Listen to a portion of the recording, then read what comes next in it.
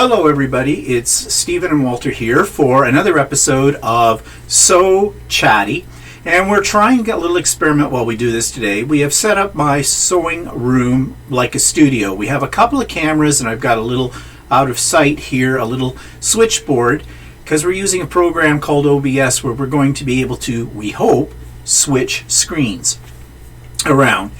But anyway, so we'll see how that works out. So last time we talked about the 6700, and someone did reach out to us and want to know how the 6700 compared to the 6600, which is probably the forerunner, isn't it? Yeah, 6600 I think is the older model, and it's a little bit different in that it doesn't have as deep a throat space. I'm not sure if it has less stitches or not, but it functions pretty much the same as the 6700. And what this person wanted to know was whether you could set up and save a custom decorative stitch or series of stitches. And so you investigated that. Yeah, I did. Well, I always knew that the 6700 would do it. I actually haven't done it much in myself. In actually trying to do it, but I explained in the original video that on like the alphabet set you could string letters together to make a word or something. Well, you can also string different decorative stitches together. So if you have one that goes one way and another one that goes the other way, you can string the two stitches together so that you end up with a curve type of thing. And you can string up to, on the 6700, you can string up to 50 stitches together, 50 different stitches together, and then you can save them as a separate stitch on the machine, and it'll allow you to do up to 20 of your own personal stitches, allow you to save up to 20 of them on the machine. Now, if you want to do a form of quilting, maybe not on a whole quilt, but say on a placemat or on a table run or something, and you wanted something that was a little bit unique in stitch combination, and I don't know if you could do this or not. Actually, you could probably do it. If you could string several of those stitches together and save it, then you could just basically put your walking foot on and zip through, and it would look like you've done maybe some form of free motion quilting. Yeah, also you've got some decorative stitches that are like, other than quilting, but some of the decorative stitches are like a little cat or a little star or a Christmas decoration or something like that. And you could string all those together to make a unique decorative stitch. That might be something nice on a border or something like that, you know, like a border on a bag or on towels or something like that. So lots of potential there. There's lots of potential, and that's part of that I didn't really discuss was that part, because that's actually a part that I've really very rarely used, but maybe I should really look into that a little bit more now that it sort of piqued my interest a bit. I think when I first got the 6700, which is the machine Walter has now, I did try that once, just to put a couple together to see what it was like, but at that point in time I didn't really have any use for that, so I didn't do anything further with it. But now I'm thinking, this might be interesting. In fact, I'm working on a table runner right now, and I might try something like that on that and just see what I get. We'll let you know. Yeah, I was doing decorative stitches on a bag, on the top of a bag, but I was really only doing one decorative stitch. Maybe next time I'll string a bunch together and see how that works. Well, if you could string that together with sort of a word or something, you know, like you got a cat, then a star, then a cat, then a star, then meow, meow, meow, cat, star, or something, or whatever. Or you could go... don't touch this bag, it doesn't belong to you, bye-bye. Yeah, you could do that. I will kill you. Yeah. Touch my bag and die, bitch. Okay, that might be fun. Made by Walter. Made by, you could do that. You could have a little, like, around it, made by Walter, made by Walter, made by Walter. Stuff like that. If you can read this stitch, you're walking too close. Back off. Okay. So anyways, we thought we would address that issue since someone did send us a question about that, and we did have to investigate it. When I say we, Walter investigated to see what you could do. Yeah, and actually by doing the investigation, I downloaded the 67, well, I have the 6700 manual downloaded. That's what you can do with all your manuals for Janome, is you can go on the Janome site and find it and download it. For most machines, some of the older machines it's a little harder to do, but for most of the current machines you can download the manual. I also downloaded the manual for the 6600, which is an older machine, and I basically compared the two manuals, and they came out to being pretty much very similar. Few minor differences. The memory's a little greater on the 6700 than on the 6600, but not a lot difference. So actually, if you download the manual too, they're usually in PDF format. And one thing you can do in a PDF file is, in the program that's reading it, in many cases, you can do a word search. So if you're looking for something specific, but you don't know what they might call it in their table of contents, excuse me, and not all of the Janome manuals I have found have an index included in the back. In fact, the manual, the reason I know that is because the manual that I have for this machine, the M7, I just was looking for something the other day and no index, whereas my 15,000 had an index. All they have is a table of contents, and they may call it something completely different. So if you can do a word search or a group of words, it will, your PDF program will go to where those words appear. Now, of course, it may not be quite exact, but it might be easier to find something like that. So there's an advantage to downloading the manual. Yeah, Plus, on all my machines, I've downloaded all the manuals for them and keep them, so that sometimes I find them easier to access on my computer, but I'm a pretty computer literate, so. Yeah, so that's another possibility. Okay, so shall we get into our discussion today of the Continental M7? Yeah. Okay, and just before we get to that, a disclaimer here. I have not had this machine very long. I've only had it for, how long have I had it? 3 weeks? 4 weeks? Yeah. At a month at the most.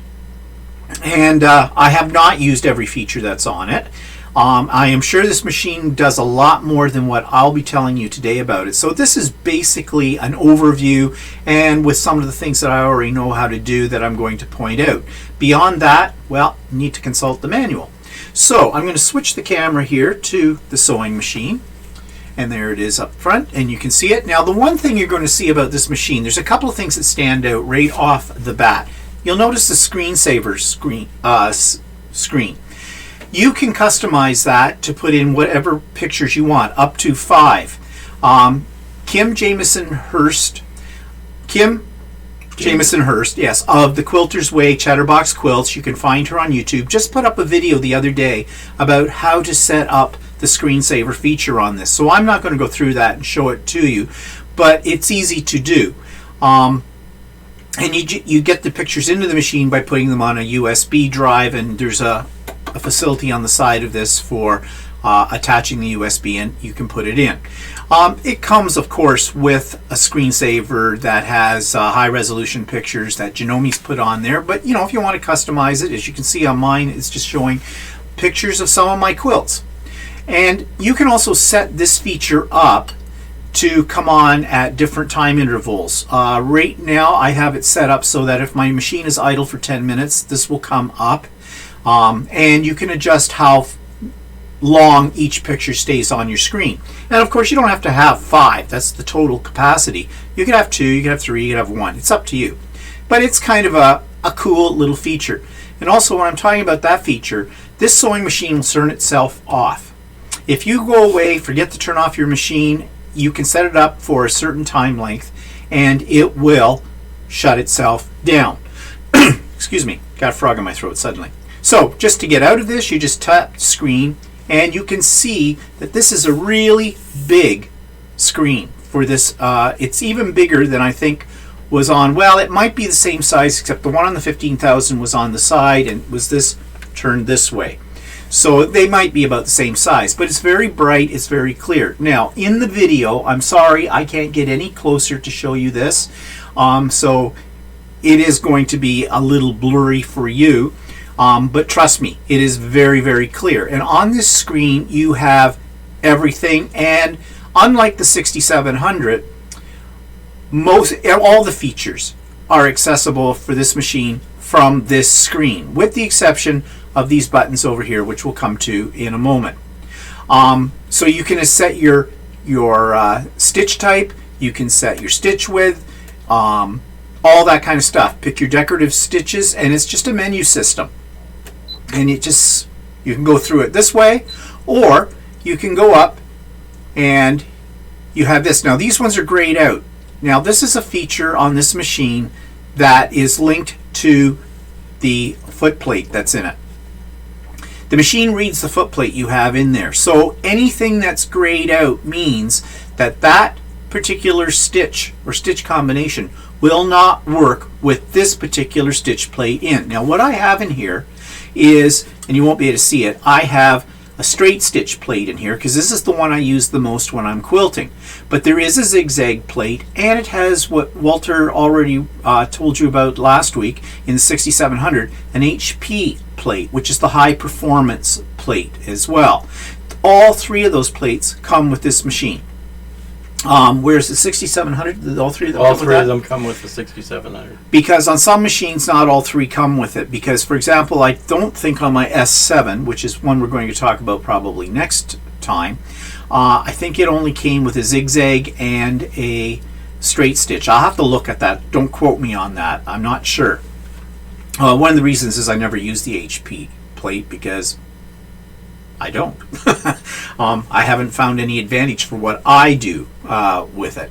So here on the screen right now, there's a whole bunch of different stitches like applique, heirloom, satin, bridge, decorative, and etc. On here, but they're all grayed out except for the one that says quilting. Those other decorative stitches need to use the zigzag plate, and because I don't have the zigzag plate in, I have the straight stitch, only the quilting stitches are going to be allowed. And you can see there is a variety. Now you'll also notice that there are some other stitches grayed out. You have all the stitches in front of you. The guide I just showed you is a quick guide. It's like a directory. But when you're in this mode, you can move down by hitting these buttons, and it'll take you to a whole bunch of other stitches. Sorry, I'm lying to you. That's how it worked on the 15,000. It will take you to other stitches, but it'll only take you to the stitches that'll work with the quilting directory. So everything else is grayed out. That's a good thing, because you can break a needle really easy. Ask me how I know. If you've put in the wrong, you forgot you had the straight stitch plate in when you needed the zigzag plate on other models of machines, and then of course your needle hits the plate and breaks. And that's also a safety hazard as well. So that's a good feature that's in the Janome. Now when I first got a Janome machine that did that, I was a little confused because I said, I want this stitch. Why can't I get this stitch? It's not working. I can't get this stitch. And that's, read the manual and you'll figure that out. Of course, on this screen as well, you have like needle down or up. You can set this so that when you finish stitching, for example, I just put this in. Notice the needle stayed down. Okay? If I take that off, the needle stays down. You probably have a program. I have it programmed in to do that. That's why. But most times, I think most people like to have their needle stay down, because when you're going to, say, turn a corner, you want that down so that you're in the same spot. So either way, that's a nice feature. Plus, you've got features here where you can they're grayed out. They're grayed out means I can't use them. But if I was in the right with the right template, these would be ungrayed, and one is for keeping your this one does feed dogs up, and now it says please make sure the proper foot holder is attached. Again, that's just a warning to make sure you're using the right thing. So That just engages your feed dogs. Yeah, up or down. Up or down. Yeah, and that's important when you're quilting. If you're actually doing some free motion quilting. Yeah, whereas you on want my feet down. 6700, I have a lever on the side of the machine that moves my feed dogs up and down. Yeah, this one doesn't. It's all totally computerized on it. So you have all of those features there. You have over here, it'll show you what your stitch is going to look like, and it will show you the foot that they recommend that you use, and pay attention to that. Now right now it's telling me for this straight stitch I should be using the AD foot, which is actually part of the AccuFeed. If I hit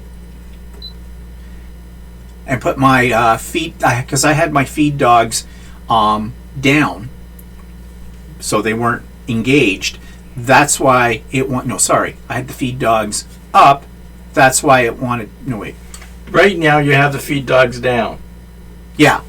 You need them up. Yeah, so that the AccuFlex will be engaged. Yeah.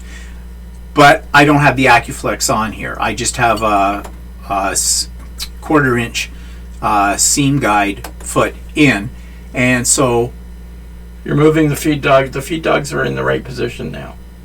Yeah, I know how to use your machine better than you do. Okay, I get always confused with this. This is one thing I don't like about these machines. I don't like this picture. Because look, it's showing feed dogs, but it's the same picture. Yeah. So when it's yellow, are feed dogs down? No, they're up. They're up. So when it's not yellow, the feed dogs are down. Okay. And that's why it's gone to the A foot. Yeah, actually, that you would think that the graphics should change. Yeah, and it doesn't. And I find that very confusing. That's for the special foot, the P. And we've been lying all through this. That's the feed dogs. No. My symbol on the feed dogs. That's different. I have no idea what that is. Well, that's my symbol for the feed dogs. On my 6700 is the triangles. Okay. But this is coming up and showing me that they want my free motion or the darning foot on that. Mm-hmm. So. Okay, you read your manual. Okay, we need to read the manual on that one. All right. Sorry for the confusion about it. I mean, I'm just so used to hitting, because this thing is so automatic. I want to quilt. I want to do patchwork. I go in. I pick. Quilt. I want the 1/4 inch. I hit that. Everything is set up for me automatically with that. So I don't bother with those other buttons at all.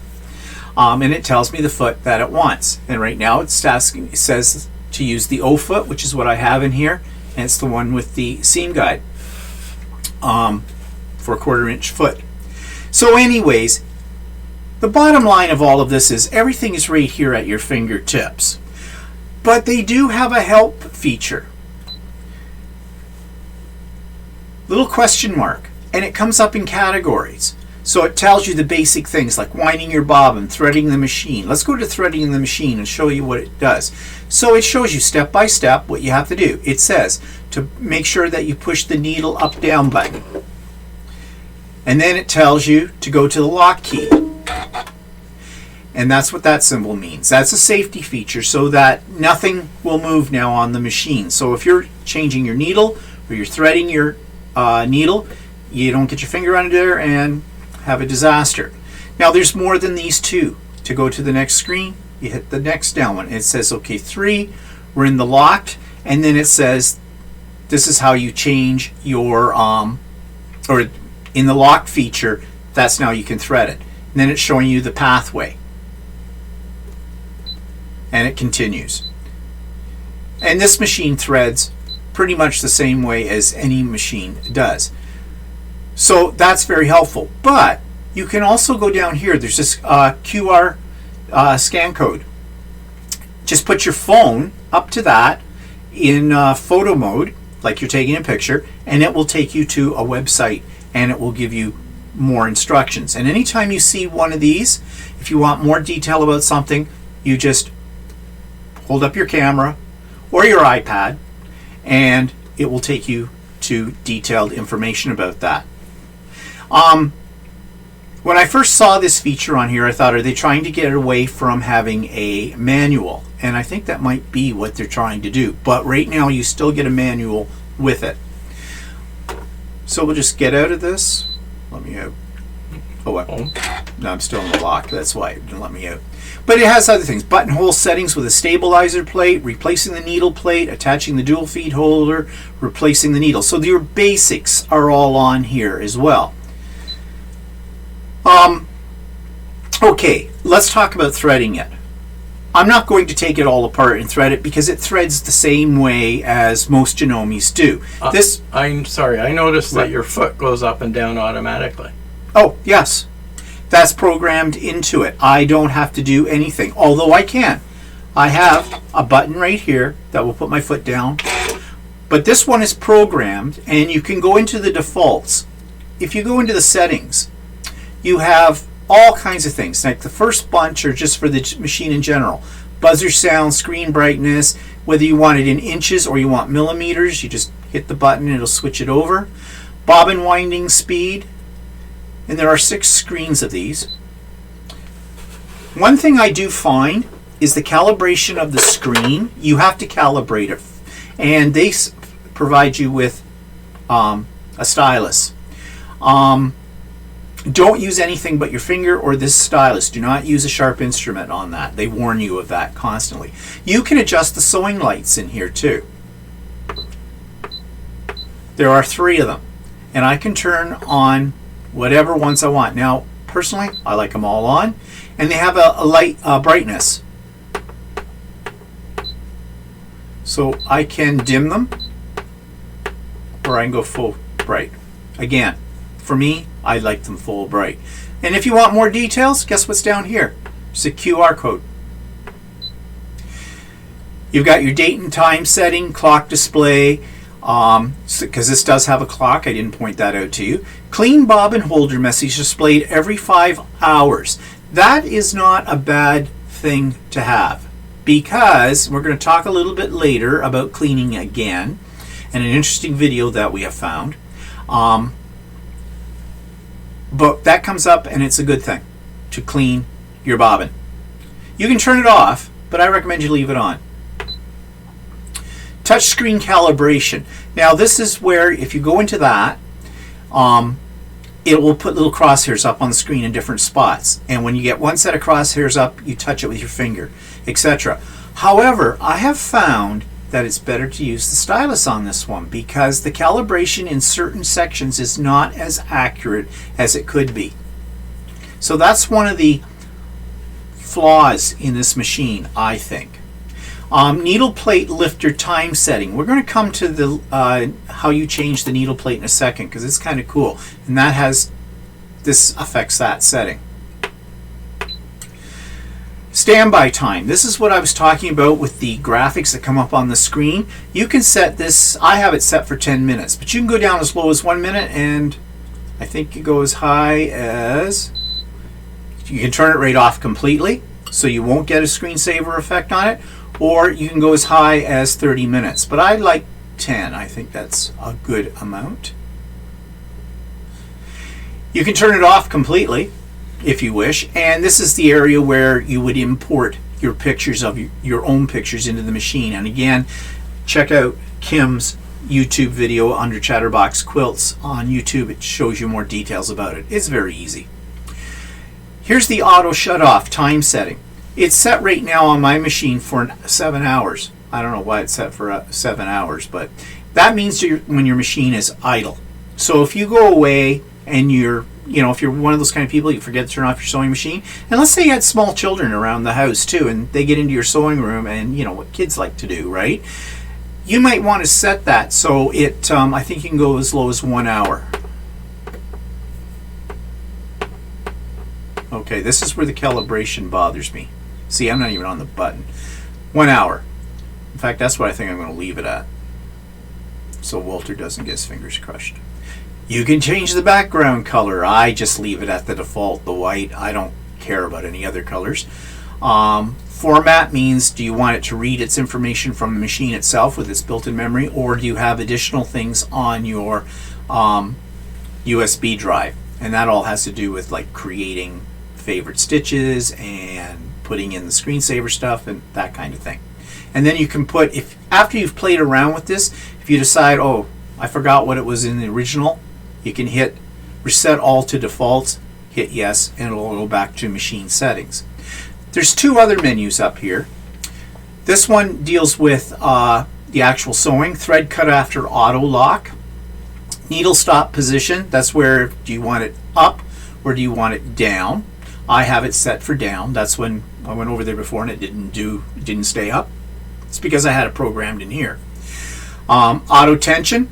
This is nice. Auto tension and presser foot pressure. On lesser machines, you might still have to do those manually. Now those would be very, very lower end machines now, because most machines you get now have an automatic or semi-automatic way of adjusting your tension. I never touch these. Now you might have to if you're using some kind of specialty fabric, like maybe a leather or I don't know, maybe some of the things you use. Yeah, or actually, I've got a manual tension actually on the 6700, but I've never had to adjust the tension on it for anything I've used. So no, and so I just leave it. I never play with that setting at all. And I think that's all that's in that. Was that more than that? Oh yeah, and here's where you can have your feed dogs, whether you want them up or you want them down. This would be the default. Upper thread breakage sensor and bobbin thread remaining sensor. Okay, the breakage sensor is good because you'll get a little warning on your screen. You're sewing away and it looks like you've got your thread has not come out of your needle, but it does, and that's usually where it's not because your thread is broken. It somehow has popped out of your needle and you don't notice that because it's I've had that happen. Yeah, I've had that happen. All of a sudden, okay, what's happened? I'm not getting any stitches. Yeah. So this will come up with a warning on your screen and won't let you do anything until you fix it. So that's kind of a nice feature. And the bobbin thread remaining sensor, I like this feature because I have it on. When you're coming down to, you know, I'm not sure what the percentage is on this machine. On my 15,000, I could actually set the percentage down to as low as 5% of the remaining thread. On this one, I don't know what it defaults to. But, you know, you're sewing along and you're doing a long row or something, and then you finish, you cut your thread, you pull it out, and everything falls apart because you ran out of bobbin thread and you didn't realize it. So that's a good feature. Yeah, because I'm always afraid I'm going to do, my 6700 doesn't have that. And I'm always watching my bobbin to make sure I don't run out. Yeah. So this is a good thing to have on here as well. Foot height for pivoting, well, it defaults to 3 millimeters. I've never adjusted that myself. But if you've got some really thick fabric you're going through and say you're coming to a corner and you want to pivot and you've left your needle down into it, well, this is where you might want your foot to be a little bit higher. Yeah, I would imagine if I had that machine and was sewing fabrics like the coat that I'm doing right now, yeah, I would want that to be higher because it wouldn't go up high enough for me to pivot. So that's a good feature. Adjustable startup speed. It's in the middle setting for both of these. One's for the start stop button, one's for the foot pedal, and I have the foot pedal plugged into this. You don't need to plug in the foot pedal to use this machine, just like the 6700. You could run it all from the start stop. In fact, when I first got the 6700, I was a little bit hesitant about using the foot pedal, and for the first little while I only used the start and stop button, but I use the foot pedal all the time now. And that's a good thing. Now you also have a control on one of your foot pedals that you can, is that a... That's a thread cutter. Oh, that's a thread cutter. Okay, I thought it was, can you no, it set doesn't. it to set your foot up and down? How do you do your foot up and down? Is it just the button? It's just the button okay. Up here, I think. I don't think, this is a thread cutter, which I never use. Or you can't see it. I don't have any shot. See, this is what the foot pedal looks like. The big one's the foot pedal. lots of real estate for your feet. And then this is the optional thread cutter, and I never use it. We'll come back to this for just a second, here, because I can't operate it when this is there. But back to this. So I've got the middle speed, and this is your speed control here as well. But when you first start it up, that's the speed your machine is going to go at, unless you've overrode it by going down here. And it's the same with the foot pedal. Again, it's something I just leave as is. I don't have a problem with it. Veritable ZZ sensitivity. Not really sure what that is, but it has to do with the knee lift. And there is a spot under here. Okay, see that dark hole? Yeah, it's on the screen. That's where the knee lifter comes in. I never use a knee lifter at all. But this is also a special stitch when you're using your zigzag for I don't know what you really use it for, but you might want to make it wider and thinner, and you can use that to adjust it. I have never ever used that, so sorry, I can't explain that in any more detail. I'm not even sure when you would want to use that, but being a quilter, maybe that's something more for people who do, you know, garment sewing. I don't know. Favorite stitch adjustment, you can go in, and let's say I just tried this the other day. I wanted to try what they call a scant 1/4 inch. Now I'm using the 1/4 inch that's on the machine. I want to move it over the width of a thread. So I adjusted that, and then I saved it in the machine. Turns out that this machine is already kind of set up for a scant 1/4 inch, at least in what I was doing. It seemed to work okay. So I could program that into the machine, save it, and every time I go to that 1/4 inch stitch that I use the most, it will automatically be set for a scant 1/4 inch. But if I want to get rid of, and I can do that with any of the stitches. So say I have a bunch of them in there, and then I decide, you know, I don't want to delete them one by one. They're no good for me anymore. Maybe I set them up for a special project. I'm done the special project now. You can delete them all by hitting the trash can. You can also go in and delete them one at a time as well. Resume mode is a good feature. When you turn off your machine, and let's say you had a power failure.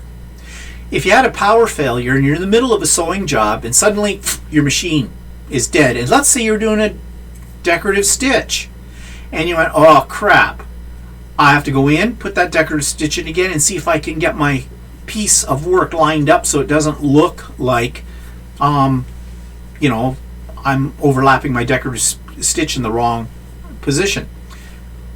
With that on, when you turn it on, it'll come up and say, do you want to resume where you left off? And you say yes, and it goes right back to where it was. So that's a good thing. Okay, and then this screen is just language. That's all it is. It just, you know, it speaks several languages: Polish, Turkish, Italian, whatever. And to get out of that, hit the X, and you're back to your screen where you left off. So everything is accessible from this screen. If you need to access, oops, that's not, that button's not going to work. Yeah, that takes you back to the home screen. So if you want to get right back to the beginning of all your stitches, hit the home button. That one, I don't know why it doesn't work right now. It's an open file. Yeah, it's an open a file, so you have to be in a different mode, I guess, for that. Now, these are some things, but I'm going to come back to this, okay? That was the settings when we were all in. Get out of that. We've already seen that. This is the help. We've already seen that. And then this is the lock key. We'll come back to this one here because I want to pick up where we left off before we kind of divert it. And that is with the stitch plate and the automatic thread cutter, or the automatic threader, and how you put feet on. Well, let's start with the feet. That's easy. It comes with a lot of feet. Most feet that you will need, you will get with the basic package, but there are others you can buy. It's the same as any sewing machine for that. To take your foot off, you just hit the little, there's a little, put my hand this way, There's a little lever right here on this base, and you push that, this drops off, and then you put your other foot on and it clicks in. That's the same on all Janomes. Nothing new there. If you want to lower your presser foot, there's a button for that. The needle button, up, down. That's a good button to have if you're a quilter and you want to pull your stitch up from the back. It has an automatic tie off right here. That's this button. So I'm stitching along. No, my foot pedal's down here. Let's grab the foot pedal. I'm stitching along here and I want to finish. I push that.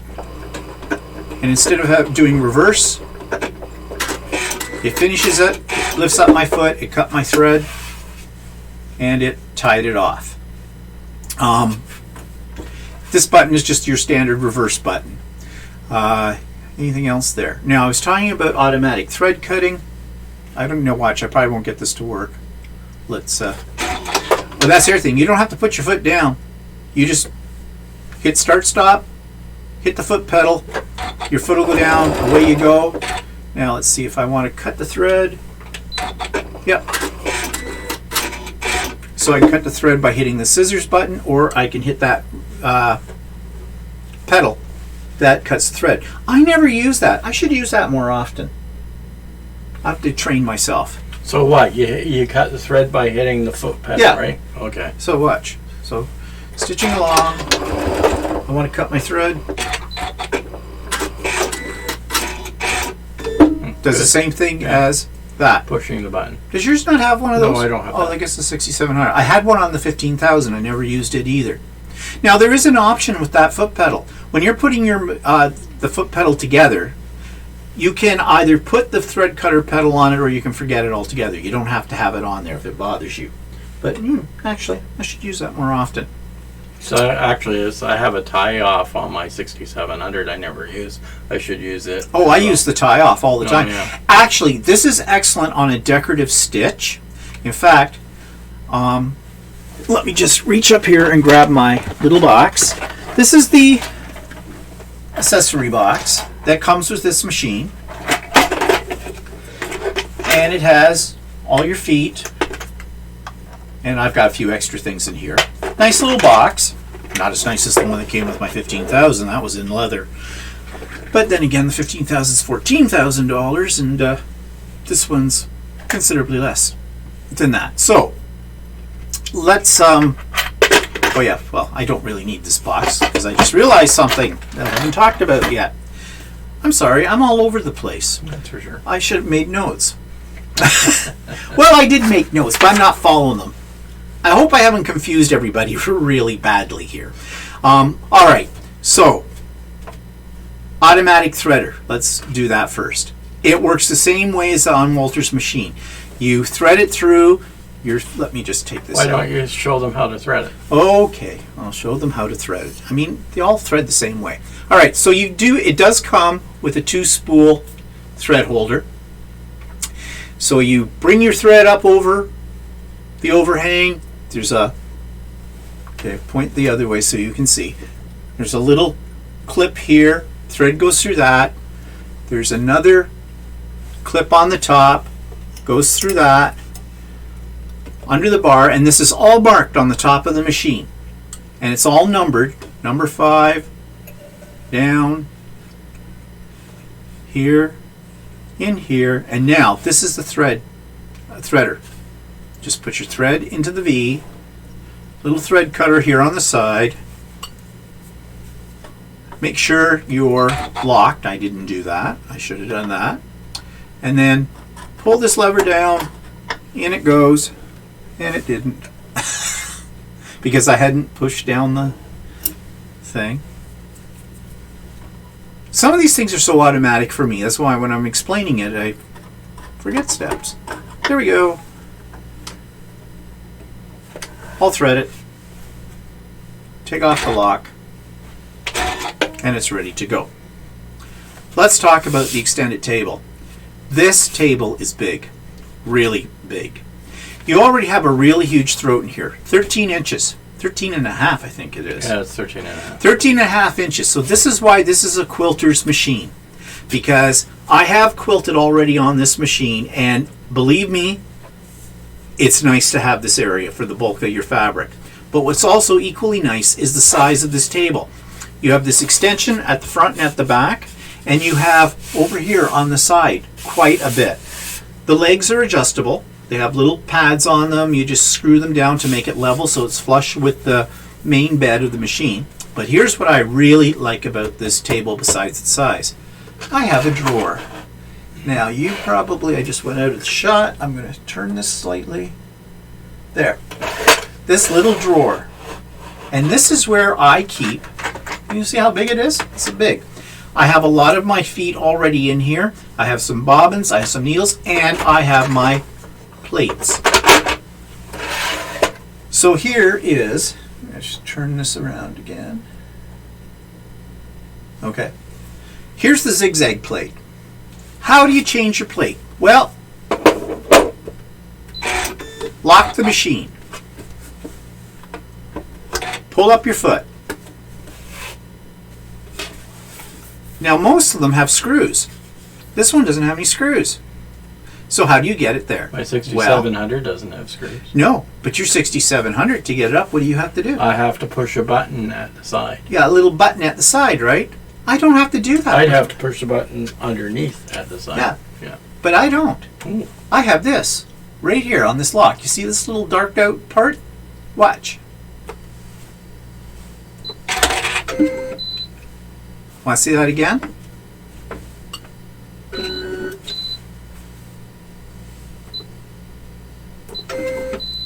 There we go. Just like that. And I can pull it out, do whatever I need to do, put it back. That's it.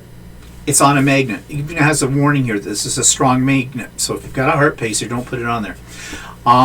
That's all there is to it. I really like that. You know, I think the reason why a lot of people don't clean out their machines, clean out this area, is because they have to find their screwdriver, which they probably can't find. Take out 2 screws, lift this up, clean it out, put it back, screw it back in again. With this machine, there's no excuses. You can go right in and get it cleaned out. It's easy and fun. Oh yeah, I was going to change the plate just to show you the other stitches. So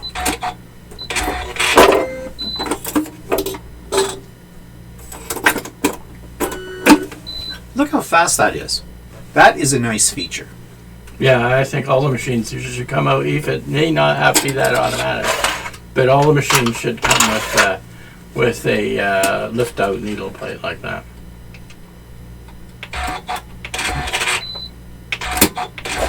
And there I just changed the foot. Take that out. So now, see, suddenly on the screen, I have a lot more stitches available to me. I've got applique stitches. I have all of these fancy ones. I've got my buttonholes because I've got the zigzag plate in. That's the one I use the most. Which one? The buttonhole. Zigzag plate. Oh yeah. See, I use the straight stitch because I'm not using decorative stitches, but there they all are. There's tons and tons of them. Some really cool ones. Now I don't have a piece of stabilizer in here, but this is fairly thick. You won't need a stabilizer with that stitch. Okay. So we'll just try the one that's there. You know, let's try the bubbles. Bubbles looks like fun. Now, on your decorative stitches, you can adjust how wide the stitches are. This is the width of the stitch. This is the length of the stitch. And this one's probably set so I can go, and it shows you a picture of what that stitch is going to look like. In this one's case, the max is 2.50 millimeters, and I think I'm at the max of the width. I am for that, but I could go down. So you can play around with that, and this is something too you might want to save in your favorites too for that. Oh right? yeah. I don't like using the knobs, but yes, I can use the knobs. See, so, that one, right? Oh, that one works even better. Oh yeah, this is really wide. Okay, 9, and that's at maximum. And you see, when you play around with this, you can create your own unique stitches. Just because it shows you a picture, it doesn't have to be exactly like that. You see, look, as I make that a little thinner. Yeah, I've done that a lot of pairing stitches.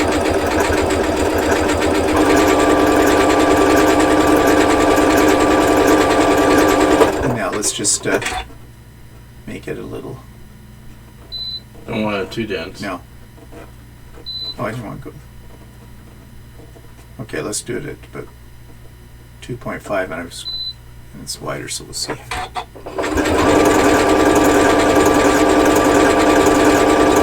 Now, let's say I want to end this and have it lock off.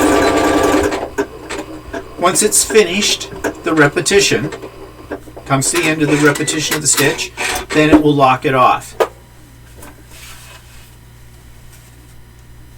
Look at the difference. So you can see, you can have a lot of fun with just the decorative stitches like that. I wish you could put this big enough to make it into a free motion quilting design. That would be brilliant on it. Yeah, so I think that's all I want to show you on that. Now, I want to come back to the menu on the side. This is something that's designed specifically for quilters. So if we go back into this, not the settings. Yeah, get me out of that. Not that one. Where is that one? The one for 3 down. That one. Yeah, that one. We have a quick stitch select. So this is where I can put in if it's a utility and I want number 25 and go OK. It's immediately going to go to that one. You'd have to know your numbers and kind of thing. Yeah, you must have a map which shows you which ones they are. And on this machine, we do not have a built-in map or anything on it. So but it is in the manual. Okay, so oops. Get out of that. Always have to remember to exit out. So you can do that. This has machine information. This tells you the version of the firmware that's in it, how many hours it's been on. This is total. Okay. So I've been using this machine since I bought the machine. I've had it on for 95 hours and 14 minutes. I don't know if that's any advantage to knowing that information or out of a curiosity. I think that might be of advantage to somebody servicing the machine. Yeah, probably. But here, the needle, I've been using this needle, according to this, for 6 hours and 49 minutes. Now, there is a rule of thumb. Some people swear you use a needle for so many hours. I think it might be 8 or something, and then you should change it out. I don't follow that rule. I listen to the needle. If it's making a noise, if it's going thunk, thunk, thunk, I know, or I need to change it, or if I'm getting a lot of thread breaks or a lot of bird's nests, I know that I should probably change my needle. But this is a guide. Here's the one that's really interesting. And when I first saw this feature, before I got the M7, I thought, this is kind of useless. And to be honest, I'm not sure if it's impressive, but I'm not sure if you would really use it. It's the Quilt Block Advisor. So here you go. They give you 4 blocks, or no, 1, 2, 3, 4, 6 blocks. I guess in their mind, these are standard quilter blocks. Well, the 9 patch, the log cabin are. The mosaic is half square triangles, so yes. Lemon Star, maybe. And then this one, they call it the baby blocks in Grandma's Garden. Well, I suppose they are fairly standard blocks. But there's so many more. But let's go with the 9 patch. So, this one tells you what size you need to cut your fabric for this. Now, if you are doing a block that it defaults to a 6-inch block, so it shows you block A, block A1, block A2, and that's matches these colors. So in this one, I need 9 blocks or 9 units to make the block. I need 4 of the A1. A1s are the light colored ones, 1, 2, 3, 4, and I need 5 of the A2.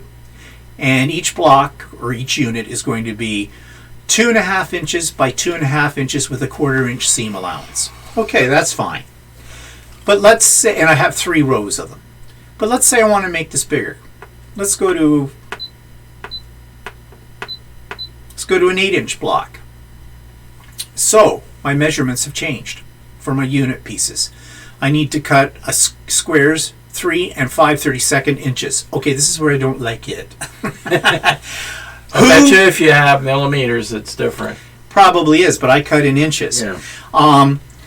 I can increase the rows. So there's 4. Now, this one's a little better. I increased the rows to 4. Now, this has to do with the mathematics and geometry of quilting, and I'm not going to pretend I'm an expert on that. I get lost in this. But this makes more sense to me now. If I do 4 rows, and I'm doing 8-inch blocks, then my blocks only need to be 2.5 by 2.5 inches. And that's easy for me to figure out. See, I went to an odd number, and I know it has to do with how many of these divided into this. And that's why you're getting 30 seconds. So I suppose if you're You can play around with it. you can play around with it. If you're mathematically challenged, it will help. There is a companion that goes along with this. They give you a disc that you install into your computer, and it has something similar to this, but it's a little bit more detailed, and you can actually print out the diagram, the cutting diagram. So if you're familiar with Electric Quilt 8, it's kind of like that, except on a much, much, much more simplified scale. So it might be helpful. But yeah, if you go back down to standard 3 rows, right? Which is what the picture shows, Yeah. right? And then you change the width of your height with your block. You can figure out. You know, it goes up to 8 again. Oh no. Yeah, you can figure it out. Like, see, 9 Yeah. inches, because 3 goes into 9 3 times, so 3.5 inch. Yeah, Yeah, which makes so you more can sense. make your block if you want a 9-inch block, then Yeah. and you want the standard 3 rows. It still tells you. So this might be handy if you were designing your own quilt, like get into something more complicated like this, the lemon star, okay? And you're cutting, you know, this kind of thing. See, in there it just shows you. They don't give you an option of number of rows, right? They No, give you, just size. yeah. So actually, that looks like it would really be helpful if you. I think it would be in planning something, Yeah.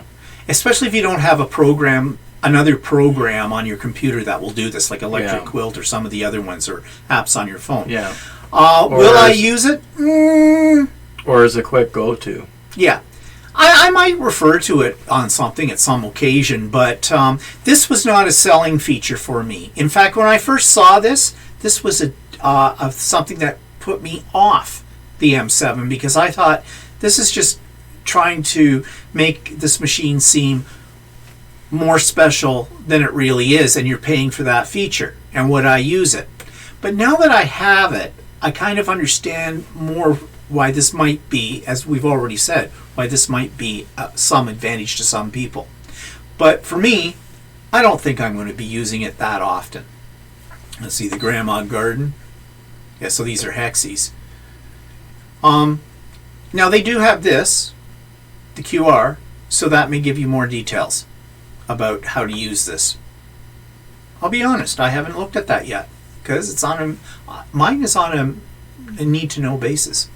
So anyways, though, those are extra screens that are on here that are kind of nice to have.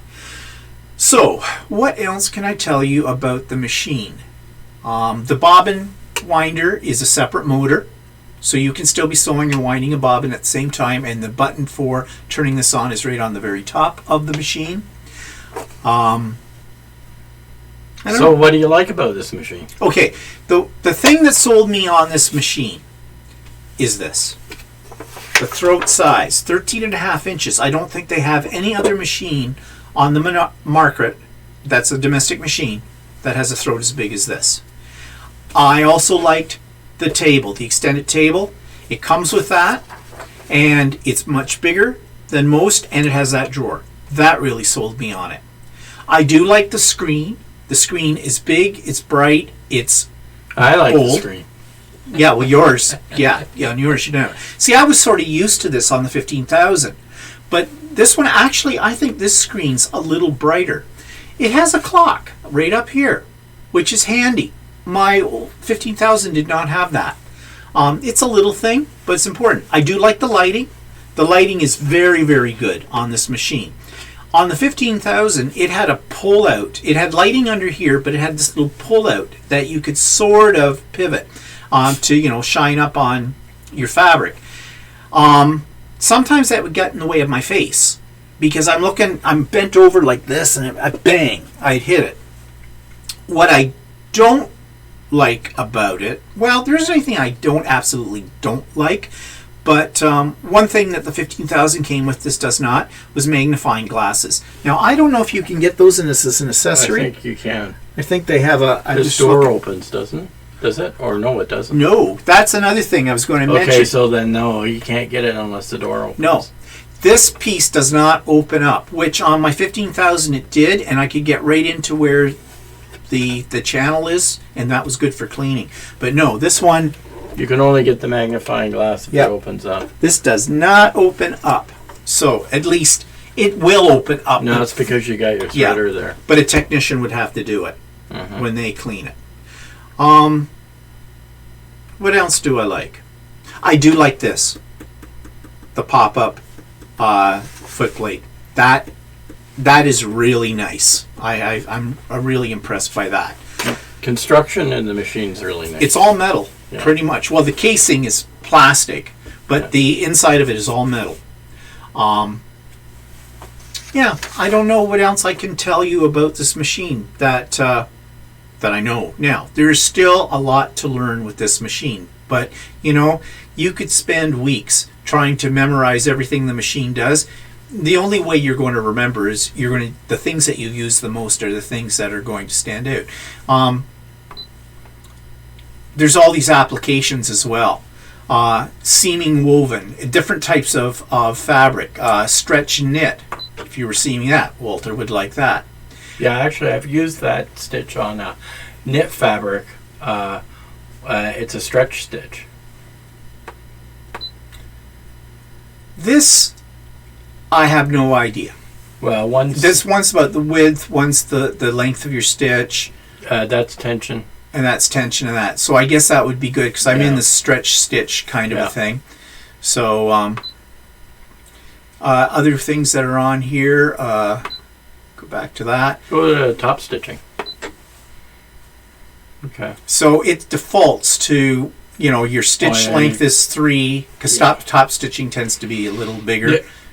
Yeah, I've been using almost a 4 for top stitching. Or sorry. Yeah, it's just giving you an automatic top stitch, which is a default, which is 4.5 by 3. See, I don't use a lot of top stitching, so and this allows you to adjust the placement of the needle. Right now, it's in the center, but I can move it over. Yeah, and that's a nice feature to have. Now, of course, you can only move the needle when you've got the zigzag plate in there. You can use your dial for that as well. Yeah. No, that's the wrong one. No, which one? This one. Yeah, this one will allow you. Yeah, see? I don't know if my hand's probably the way you can't see it on there, but that will move the needle back and forth. It's showing right now where my stitches would be placed depending on the needle. Let's go back in here. Rolled hem, over edge woven, over edge stretch knit, over edge heavy, blind hem, shell tuck, lap zipper, concealed zipper, pouch zipper. Oh, good at tacking. You use tacking? Yeah. Oh, cool. Oh, yeah. Okay. That means nothing to me. Eyelet. That's cool. Ooh, that's cool. I didn't know that was in there. I'm a quilter. I'm not a garment sewer. Smocking and faggoting. Okay, we're leaving that. What is actually faggoting? They called it something else. It's to join two pieces of fabric together. Yeah. Now, actually, technically, they have termed it something else. Yes, they have. I remember. Okay, this is for the quilters. You know, when you have leftover pieces of fabric, or not fabric, batting, smaller pieces, you can Frankenstein them. That's what they call it, by using the faggoting stitch. So it'll just do a join, but it's not a solid seam. And, you know, if you want to do that. Yeah, I think they call it bridging now, too. Oh, that's okay. Now, up here you've got these are stitches for quilting and for decorative work. So patchwork piecing. Piece length can be memorized. So the 1/4 inch seam. Now I go to the quilting one for this, but I could go into this one as well. And so I've got these extra features. It'll lock the stitch for me. We don't usually lock our stitches when we're quilting because they get locked anyways because in the layers. But if you want to do that, you could. What else in there? And then they have it in. It's the same things except these are 7mm. This is 1/4 inch. 1/4 inch and 7mm are the same thing. But I guess it depends on what you're used to using. Free motion. So it sets it up for free motion. I do use that. Ruler work, I use that. This is that veritable zigzag, which has to do with the needle, or not the needle, the knee lever. Knee lever. Yeah, and it shows you the knee lever there. Yeah, it looks like it'll adjust the width of the stitch based on what the knee lifter does. Yeah, you put it in and you move it, it'll do different things, and it shows you there. That is something I have never used. Applique. I do use the applique. Straight stitch, decorative quilt stitch. Okay, decorative quilt stitch. Oh! Well, there's one of my favorite in there. I just learned something. I love this one with the walking foot. I use that a lot on some of my quilts. But now these are already in there in the general menu, but this is a sort of a subdirectory that pulls them back out. Fun. Fun, fun. Okay. Okay, then I don't know what a clasp stitch is. Then they've got the Shishiko stitch. Oh yes, that seems to be all the craze. Okay, let's just take a second here. The one everything. They have a Shishiko stitch. They can mimic Shishiko style embroidery.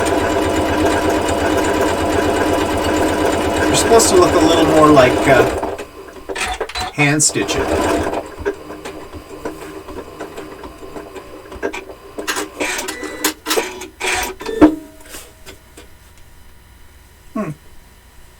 Okay, I don't know if you can see that right there. So they have a whole bunch different ones that you can use on there. I think there was other ones that I thought you could use too. It's got 3. I thought there were other ones. Oh, hand look. Yeah, hand look. You can get ones that make it look like you're sewing by hand. Well, why? Let's see what Some that people looks know like. so that you can say, "Oh, I hand stitched this quilt." Okay.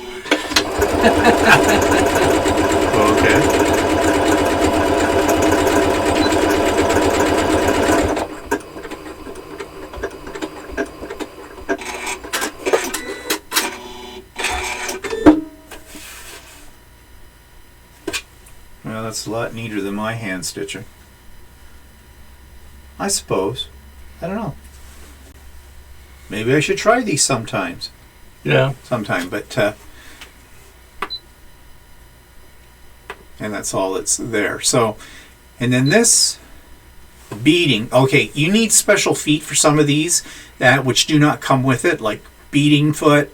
There's ribbon. Ribbon. I'm not sure what ribbon. I guess if you have, there's a it's special like a foot there, an RS foot.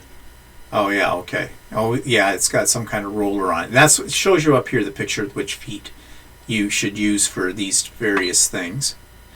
Piping, cording, pin tucking, free motion couching. They have more applique. But those are basically, I think, the same applique. They use the applique foot. Ruffler, so you need a ruffler foot. And I don't know what an ultra glide is. Oh, that's one of those feet that is like Teflon. Oh, okay. So that it must be for leather yeah. stuff or for sewing on plastic. So there's a lot of features in this machine, and I'm just discovering them now because I didn't know these were on here. But again, I'm a quilter. I don't use those things. Your buttonholing. Your monograms.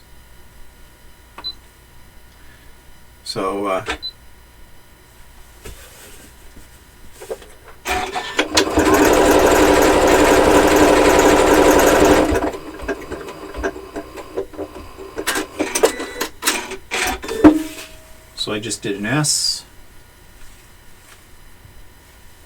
right there. So this is where you could, spell out whole words if you want to. Yeah, in fact, this machine, I think you are allowed to spell out a word. Yeah, you can. And save it. Now, how do I, let's see, go back and trash that.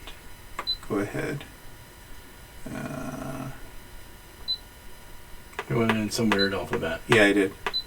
You have several alphabets. Oops. Yeah, it would help if I could spell. Oops. I did it again. Back. Where's the V? V. Okay. E. All right. Let's see what this does.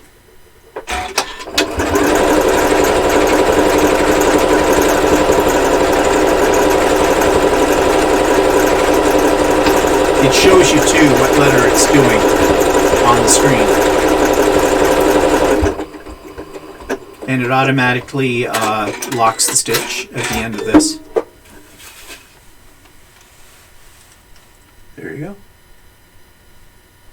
So, quilt labels, this would be great for, but labels in clothing or whatever, pretty fast, and you could save whatever you want. If you want to say made by Walter, he could put that in and save it, and the next time you wouldn't have to plug in all the letters. He could just hit one button and he'd get that. This is the tapered thing. I have never used it. Basically it will taper down your decorative stitches and things. For what reasons, I'm not really sure. And these are more decorative stitches there. So you have all of these.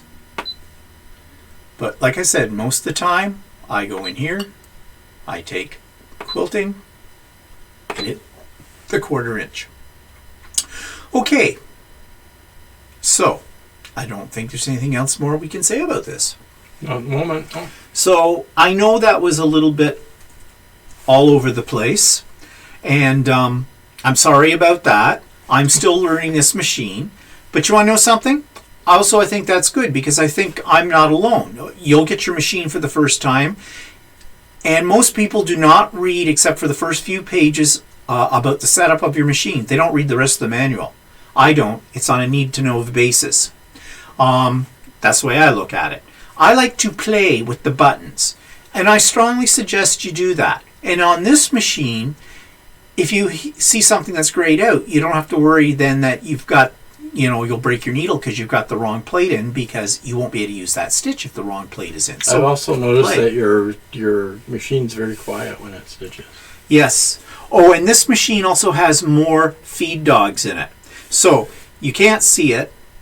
Oops, well, mainly because I haven't got you switched over either.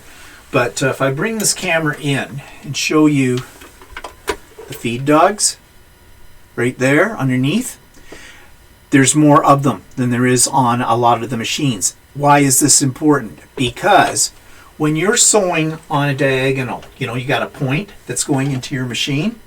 Let's say I was doing it like this.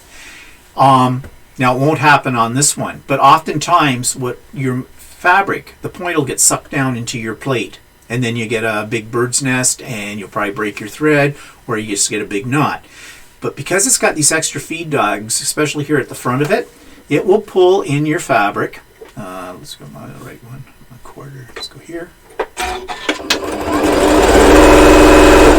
little fast, but now, of course, I'm using a doubled over piece of fabric for that. But if I had done that on a single piece of fabric, or even if I was joining two pieces together in patchwork, I was making like a half square triangle, I might have to use a leader on most machines. A little piece of scrap fabric you feed in first, and then leave it there, put your next one in, and that keeps the thread, the bobbin thread, pulled up, and away it'll go. This one I have found, and I've been doing a lot of half square triangles lately, most of the time I don't have a problem. I've had a problem occasionally, but most of the time I don't. But I always had to use a leader with my 15,000 and with the 6700 for that kind of thing. And that's just, most machines are that way. So that's something that they improved on in this model as well. Yeah, okay, let me switch back over here. Okay, there we are. That's so cool. I can just do all this switching thing. Wow. So that's the M7. I am really happy I have it. It's a good investment. I think it's a really good investment, especially if you're a quilter. So one thing though, before we go, that I want to pick up on, you've already seen how easy it is to open this up and clean it, and you clean it out just as we explained last week on the 6700, brush it all out, all that kind of stuff. Works the same way with this one. But we kept insisting that you clean your machine on a regular basis. And you should. Yes. Well, if you go to this website, and I'll put it in the show notes below, but I'll show you what it looks like. It's called Amy Johnson. She has a really good video on there. It's about 1.5 minutes long, showing what happens when you don't clean out your machine on a regular basis. You will be appalled. I'm sure after you've seen that video, you will always keep your machine very, very clean. Because this was obviously somebody who brought in the machine for repair, because that's what her and her husband do. They also repair machines. I am sure that once that woman got her machine back, it probably worked like it was brand new, and she'll always keep it clean from here on in. But a lot of people don't. They don't think you have to clean them. You do. So check that out. There's also a lot of really other good videos on that YouTube site. So, not that I've been referring to them at all, but yeah, I think that's all we want to talk about today. I will put links in the show notes below for Janome Canada, Janome US, and Janome International. Now, you're going to say, well, they all show the same thing. No, they don't. And the Janome International is a really good site to go to. It's in Japan because they have all kinds of tips and tricks sheets for all of their machines, and they are really good. I made a binder of them at one point. So do check out the international site as well. I also have a link to the Janome M7 there. So that'll give you the basic specifics, what it comes with, optional accessories, things like that. And I've got a link to that little video I just mentioned about cleaning your machine, plus the link, and that'll also take you to Amy's website. And the latest version of the Idiot Quilter link is there too. So, next time, on our next episode, I think we'll be looking at the Skyline S7. Give you a little preview here. That's this machine sitting right over there. Right there. That's the Skyline S7. And we'll talk about that one then. Now, I have to admit, I don't use that machine a lot. I bought it as a travel machine, but I like that machine too. Not as much as I like the M7, but I do like it. Okay, so I think that's it for us today. Stop looking over there. Yeah, I keep looking at the monitors over there. There's a monitor over there. We have to look. Our eyes are here. Okay, so I hope this was not too confusing for you. I hope it maybe demystified this particular model. Yeah, I want one. Yeah. Okay, fine. I'll sell you this one. No. Actually, I don't know what I would replace this one with. I really don't. I don't think you can. I don't think I can either. I'd have to go to Bernina. Don't say it! No. So anyways, yeah, we'll see you for the next episode. Thanks for joining us. If you have any questions, put them in the comments below, and we'll try to answer them as best we can. And we'll see you next week. Bye-bye for now. Bye-bye.